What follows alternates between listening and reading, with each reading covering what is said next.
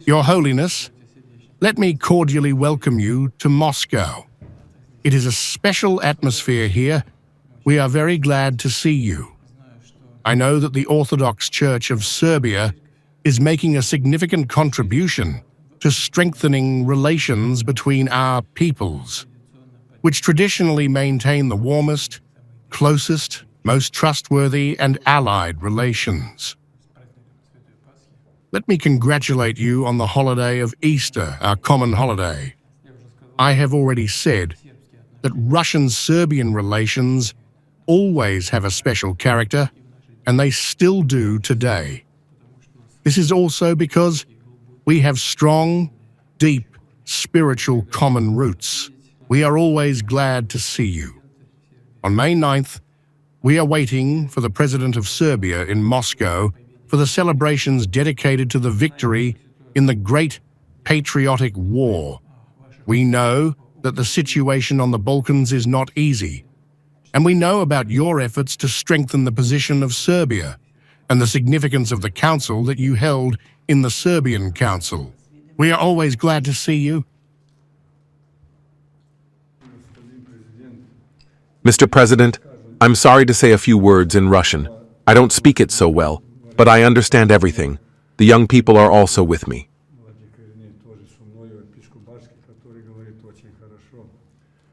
Bishop Barsky, who speaks Russian very well, thank you for accepting us, and I congratulate you on Easter. Christ is risen. I hope that the resurrection is our path and the reality, the fact of our faith.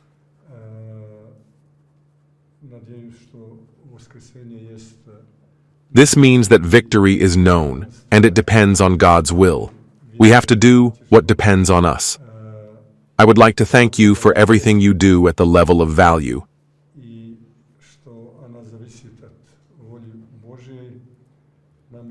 Because value is the foundation. Without value, without ideology, not ideology as we would say psychologically, but in essence, it is impossible to live. Everything depends on faith, on our life, on our words, and so on.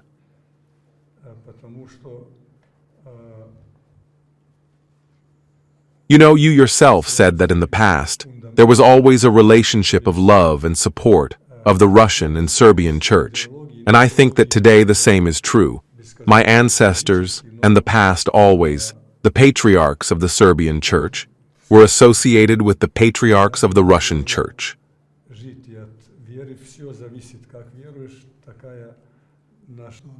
And my predecessor, the Holy Patriarch of Lenin, said that our little boat, sailing on the restless sea, should always be tied to the great Russian ship.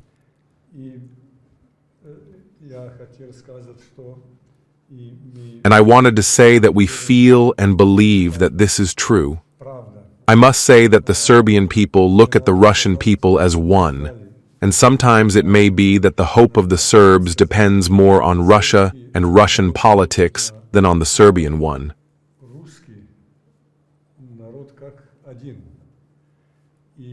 Maybe this is a paradox. I was 2 weeks ago in Jerusalem and talked to the Patriarch of Jerusalem. We talked a lot.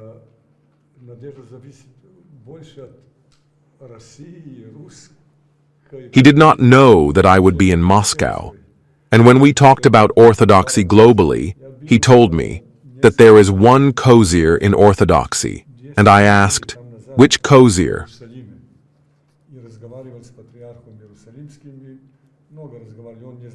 He said, Vladimir Putin. And these words will say everything. I must say that we are grateful to you for your support and position on Kosovo and the Republic of Serbia, and of course on Montenegro too.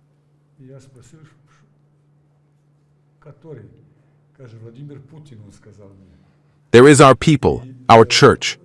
You know very well that without your support, I do not know what would happen to Kosovo. I was there on Easter.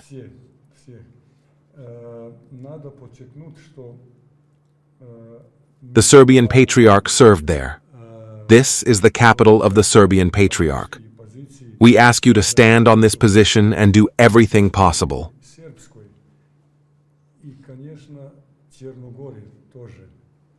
Because regardless of politics, regardless of the people in power, without Kosovo, without the Republic of Serbia, without the Serbian people, there is no future.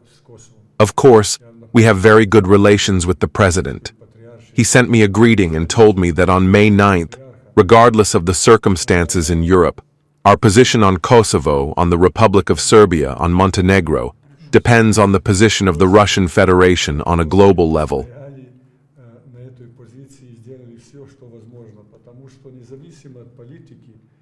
My wish and the wish of the majority of our church is that in the future, if there is a new geopolitical division, we will be close to the Russian environment, in the Russian world, in the Orthodox world.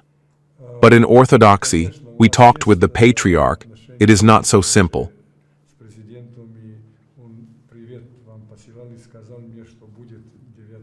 We also have a color revolution these days.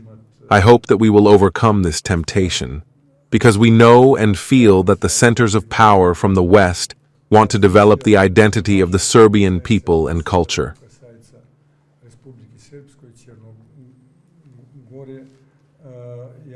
Thank you for what you said. May God give you strength and wisdom. Our prayers are always with you, and I hope that God helps you.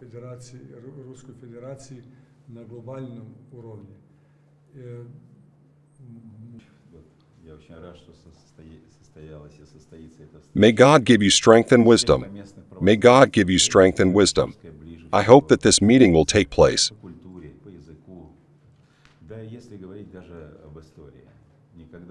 Serbian Orthodox Church is the closest to the Russian Church in culture, language, and history.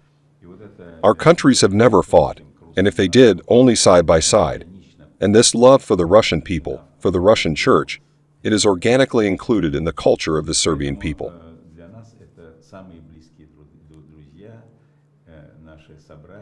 Therefore, for us, these are the closest friends, our brothers in spirit and philosophy.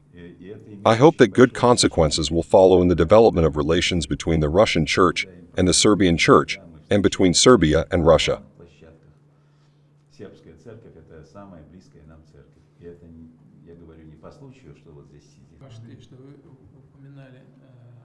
Thank you for mentioning what is happening in the West.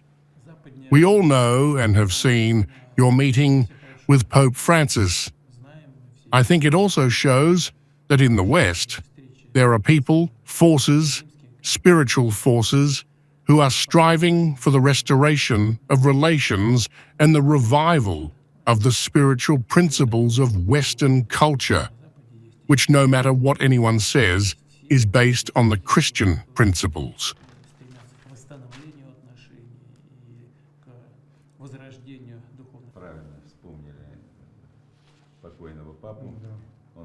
You remembered the late Pope very correctly. He was a man of rather firm views and convictions, and despite the fact that there was a lot of pressure on him, also in terms of cooling relations with the Russian Church, he was already in another world, so I can safely, without asking his permission, quote him. When he was very strongly reprimanded, "Forgive me for the rude word," he said only a short phrase, "Do not quarrel with me with Cyril." He turned around and left.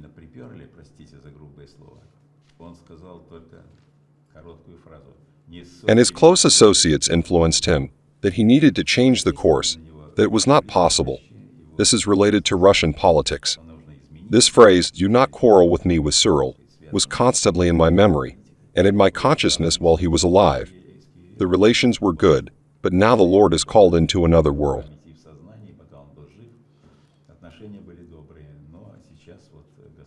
But the memories of him are the best in terms of relations with Russia and the Russian Church.